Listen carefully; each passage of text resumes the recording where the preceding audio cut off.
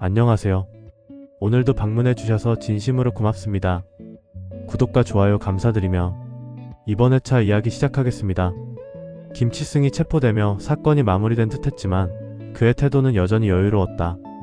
단수가 체포되어 잡혀가는 그에게 한마디 던졌다. 넌 이제 모든 게 끝이야. 단수의 날카로운 한마디에도 불구하고 김치승은 오히려 조용히 비웃으며 의미심장한 말을 남겼다. 끝? 아니지. 이건 시작일 뿐이야. 내가 혼자였다고 생각해? 오늘은 김치승의 탈주로 또다시 마주하게 되는 구단수의 활약과 그를 사주한 황 회장의 말로가 보여집니다. 또한 강진아의 여우 같은 짓거리가 또 한 번 회사를 흔들 것 같습니다. 끝까지 시청해주세요. 단수는 순간 가슴 한쪽이 싸늘해지는 기분이 들었다. 그는 체포된 상황에서도 아직 뭔가 믿는 구석이 있다는 듯했다. 하지만 그가 더 말을 하기 전에 경찰이 그를 구치소로 이송할 시간이 되었다. 단수는 여전히 불안한 기분을 떨쳐내지 못한 채 경찰서를 떠났다. 하지만 그는 전혀 예상하지 못했다. 불과 1시간 후 뉴스 속보를 통해 충격적인 소식을 듣게 될 줄은. 속보입니다. 유괴 혐의로 체포된 김치승이 이송 도중 탈주했습니다. TV 화면 속에는 경찰차가 파손된 채 쓰러져 있고 주변에는 부상을 입은 경찰들이 널브러져 있었다. 단수는 뉴스를 보자마자 손에 쥐고 있던 컵을 놓쳐 바닥에 떨어뜨렸다. 이 자식이 도망쳤다고? 공인은 얼굴이 새하얗게 질리며 구름이를 품에 꼭 끌어안았다. 단수는 이를 악물고 다시 김치승의 마지막 말을 떠올렸다. 내가 혼자였다고 생각해? 그 순간 그는 확신했다. 김치승은 단순한 유괴 납치범이 아니었다. 분명히 그의 배후에는 누군가 있다고 생각했다. 한편 김치승이 탈출했다는 소식이 황익선과 강진아에게도 전해졌다. 황익선은 조용히 깊은 생각에 잠겼다. 그리고는 곧 서덕수에게 말을 한다. 김치승이 경찰에 잡히면 괜히 우리에게까지 불똥이 튈 수도 있는데 우리가 뭐 실수한 건 없는 거지? 네 회장님. 하며 서덕수는 고개를 끄덕였지만 불안감을 감추지 못했다. 하지만 단돌이 잘해야겠어요. 자칫하면 우리 쪽으로 화살을 돌릴 수도 있습니다. 서덕수는 왠지 불안한 마음에 황 회장에게 경각심을 깨워준다. 황익선은 그 말을 듣고 미간을 찌푸렸다. 그렇다면 김치승이 입을 열기 전에 영원히 입막음을 해야겠군. 황익선은 갑자기 언성을 높이며 그러게 그냥 겁만 주면 될 것을 왜 일을 이렇게까지 크게 벌려. 아무튼 우리는 그 잡벌레 같은 놈은 전혀 모르는 거네. 라고 입단속을 시켰다.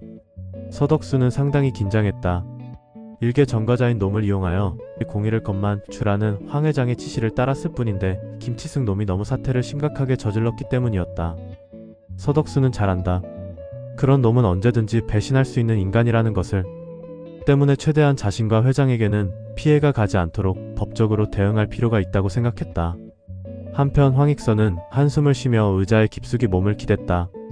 그녀는 곧 전화기를 들어 한 통의 전화를 걸었다. 강 팀장, 맹공이 건은 어떻게 처리되고 있나? 강진아는 불편한 황 회장의 전화를 받고 잠시 생각에 잠겼다. 처음에는 공의를 무너뜨리기 위해 시작한 싸움이었다. 하지만 단수의 끈질긴 반격으로 인해 이제는 자신들의 존재 자체가 위태로워졌다. 이대로 있다가는 오히려 자신들이 경찰 조사를 받을 수도 있는 상황. 그렇다고 황 회장을 믿기에는 너무 교활하다는 생각조차 들었다. 나 혼자 이렇게 당할 순 없지. 순간 이런 생각이 들자 강진아는 황 회장을 회유한다. 네 회장님, 감사팀에 잘 얘기해서 상호간 오해가 있던 걸로 처리했습니다. 일단 황 회장을 안심시킨 후 강진아는 마지막 승부수를 던지기로 했다. 그녀는 손에 쥐고 있는 마지막 패를 사용하기로 결심하고 그날 밤 한 남자를 만났다. 오랜만이군요, 강진아씨. 남자는 검은색 코트를 걸친 채 담배를 피우며 그녀를 바라봤다. 내가 부탁한 일 가능하겠어요? 강진아는 단도직입적으로 물었다. 남자는 피식 웃으며 담배를 손끝으로 튕겼다. 물론 가능하죠. 하지만 위험한 일인 건 알죠? 제가 아버지께 잘 말씀드려서 부장님 임원 자리는 꼭 책임지겠습니다. 걱정 마세요. 그렇다. 그는 강진아 아버지가 경영하는 도도그룹 마케팅 김 부장이었다. 강진아는 아무리 생각해도 외부 지원이 없이는 맹공이와 구단수를 제재하기 어렵기에 서민기도 모르게 은밀히 김 부장과 교섭했던 것이었다. 그런데 팀장님, 이거 자칫하면 기업 경쟁 될 수 있어요. 단순한 디자인 유출이 아니라 절도죄까지 지게 될 수 있다는 겁니다. 그 말에 짜증이 난 강진아는 왜요? 겁나세요? 그 정도 각오도 안 하고 도도 임원이 되려고 하신 거예요? 라며 질책을 했다. 이에 순간 당황한 김 부장은 급히 말을 매듭짓는다. 아닙니다. 그냥 강 팀장도 잘 인지하고 하는 일인지 확인했을 뿐입니다. 어쨌든 이 파일은 다음 주 월요일 첫 기사로 저희 사보부터 공지하겠습니다. 강진아는 이를 악물며 생각했다. 두고 보자. 이 싸움에서 내가 지면 내 모든 게 끝장이야.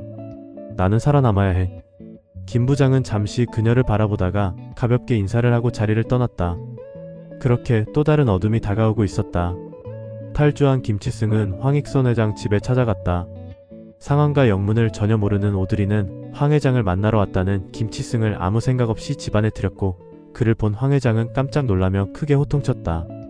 여기가 어디라고 내가 들어와? 당장 나가지 못해? 갑작스런 호통에 놀란 오드리는 어쩔 줄 몰라 했고 김치승은 비웃으며 황 회장에게 말로 한 방 먹인다. 왜 이러십니까? 손주부나 그 여자를 떼어달라고 요청할 땐 언제고 아무튼 저는 회장님 말대로 하다가 지금 인생 나락가게 생겼습니다. 그 말에 황 회장. 뭐라고? 이놈이 말이면 다인 줄 아나? 어디서 협박질이고 행패야? 라고 소리치며 연이어 오드리에게 뭐해? 빨리 경찰 안 부르고 라며 경질을 했다. 이에 김치승은 부르십시오. 어차피 이렇게 된 이상 저도 그냥은 못 죽죠. 회장님이 시킨 일이라고 다 밝힐 테니 라고 협박을 했다. 이 말에 쓰러지는 황 회장과 부축하는 오드리. 야 이놈아 당장 안 나가? 누구 죽는 꼴 보고 나갈 거야? 라고 황 회장이 절규하듯 퍼붓자 치승은 갑니다. 대신 제게 약속한 건 꼭 주셔야 합니다. 내일 당장. 안 그러면 저 자수해서 회장님도 공범 만들 겁니다. 그리고는 뒤도 안 보고 나가 버리자 황 회장은 머리가 하얘지고 눈앞이 캄캄해져 그대로 방에 쓰러지고 말았다. 한편 불안해하는 공희와 가족들을 안심시키고 구단수와 맹경태는 깊은 대화를 했다. 맹경태는 과거 형사의 촉으로 김치승을 분석해본다. 아무래도 놈이 단순히 과거에 대한 폭수 때문에 어렵게 출소한 기회를 차버릴 것 같지는 않았다. 분명히 뭔가 배후에 있을 거라는 생각이 팽배해지는 순간 구단수가 생각을 정리한다. 아저씨, 제가 그놈 위치를 알아내려고 돈을 준다고 회유했거든요. 그놈이 생각보다 많이 제시해서 그런지 잠시 놀라고는 바로 승낙하더라고요. 그 말에 맹경태는 그렇겠지 하며 고개를 끄덕였다. 그놈은 분명히 돈 때문에 벌인 일이지 절대 폭수가 목적이 아닌 것 같았어요. 그러자 맹경태도 그 말에 공감했다. 그러던 중 구단수에게 전화가 왔다. 그 놈이었다. 우리 다시 봐야 하는 거 아닌가? 내게 줄 게 있잖아? 황 회장 집에서 나온 치승은 맹경태 집 동네를 어슬렁거리며 구단수에게 전화를 했다. 상황이 끝났는데 내가 왜 그래야 하지? 단수의 이 말에 내가 왜 굳이 아이까지 납치하며 소란을 피웠을까? 배우에 사주한 사람 궁금하지 않아? 라며 치승은 말을 이었다. 단수는 사실 크게 동요되지 않았다. 하지만 재범을 막기 위해서는 당장이라도 잡아야겠다는 생각에 치승과 교섭을 시도한다. 배우? 경찰 때문에 상방이 위험할 텐데 대범하군. 아무튼 약속은 했으니 줘야겠지. 어디서 전할까? 당신이 장소를 정해. 단수의 적극적인 호응에 다소 신이 난 치승은 문자 줄 테니 돈 들고 혼자 나와. 이번에도 경찰 부르면 납치로 안 끝난다. 라며 경고성 협박을 했다. 이 내용을 맹경태와 공유하고 맹경태는 후배 안형사를 불러 조용히 작전을 교류한다. 이 상황에서 경찰을 부르면 분명히 언론이 시끄러워질 거고 그러면 그 놈은 또 도망갈 수 있기에 조용히 세 사람이 그를 잡기 위한 전략을 세운 것이었다. 물론 가족들이 알면 안 되기에 비밀스럽게 진행하기로 했다. 다음날 김치승에게서 문자가 왔다. 인근 재개발지역 밤 9시 현금으로 준비. 일단 가방에 현금을 준비한 단수는 약속 장소로 접근했고 맹경태와 안형사는 테러라고 판단되는 길목에 은폐하고 있었다. 마주친 두 사람.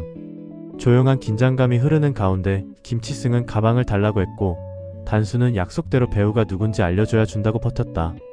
그러자 치승은 귀찮은 듯 당신 할머니 회장님께서 부탁하셨어. 애 엄마한테 겁 좀 주라고. 그러면 당신하고 사귀는 걸 꺼릴 거라고. 솔직히 단수는 살짝 의심했지만 직접 들으니 내심 정말 화가 났다. 아무리 그래도 그렇지 어떻게 갓난아가를.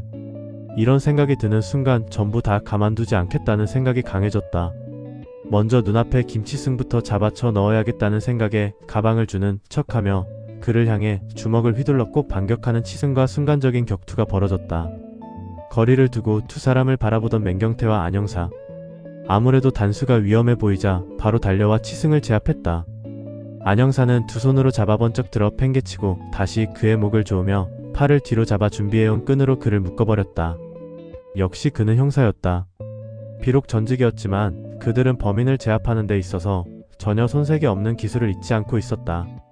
이후 그는 경찰에 호송되어 감금되었고 세 사람은 서로를 챙기며 집으로 향했다. 다음날 김치승의 자백으로 황 회장도 경찰에 소환되었다. 갑자기 사무실로 찾아온 경찰들은 황익선 씨, 서덕수 씨 두 분은 김치승에게 교사한 혐의로 잠시 경찰서로 가주셔야겠습니다. 라며 그들을 연행해 갔다. 이 사실이 회사 전 직원에게 알려지자 강진아는 자신에게도 불똥이 튈까 싶은 우려심에 김 부장에게 요청했던 비밀건도 잠시 보류시켰다. 또한 구단수는 회장의 권위가 실추된 회사의 기강을 다지고자 이사회에 나서 이 사태를 책임지고 직접 잘 수습하겠다는 다짐으로 경영진을 설득했다. 한편 황익선 회장과 서덕수는 로펌 변호사 고용으로 교사가 아니라 부탁이었는데 범인이 사심이 들어 이 사태를 키운 것으로 결정지었다.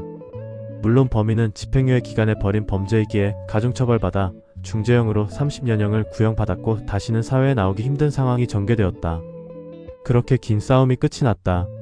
얼마 후 공인은 자신의 디자인 브랜드를 다시 세우기 위해 새로운 출발을 준비했다.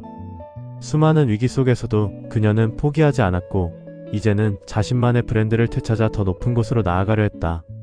맹경태는 비록 싸움 속에서 부상을 입었지만 손주와 딸을 지켜냈다는 것에 큰 의미를 두었다. 그는 이제야 비로소 가족을 온전히 지킬 수 있다는 안도감을 느끼며 평온한 시간을 보내고 있었다. 그리고 구름이는 공이와 단수의 사랑 속에서 평화로운 나날을 보내고 있었다. 더 이상 어둠 속에서 불안해할 필요도 없었고 행복을 느끼며 자라나고 있었다. 어느 날 저녁 단수는 공이와 공원을 산책하며 조용히 말했다. 우리 이제 정말 새로운 시작을 해볼까? 공이는 단수의 눈을 바라보며 부드럽게 미소 지었다. 응? 뭘 또 시작해? 그녀는 짧게 물으며 웃었고 그의 단수도 희죽희죽 웃으며 대답했다. 결혼식 그리고 구름이 동생. 모든 것이 끝난 후에도 사랑과 가족의 의미는 변하지 않았다. 단수와 공이는 그 모든 고난을 함께 견뎌내며 더욱 단단해졌다. 이제 그들은 두려움 없이 새로운 삶을 살아가기로 결심했다. 그리고 그들의 앞에는 더 밝고 따뜻한 미래가 펼쳐져 있었다. 이상으로 이번 회차 예상 스토리를 마치겠습니다. 다음 회차도 구독과 좋아요 시청 부탁드립니다. 다시 한번 감사드립니다.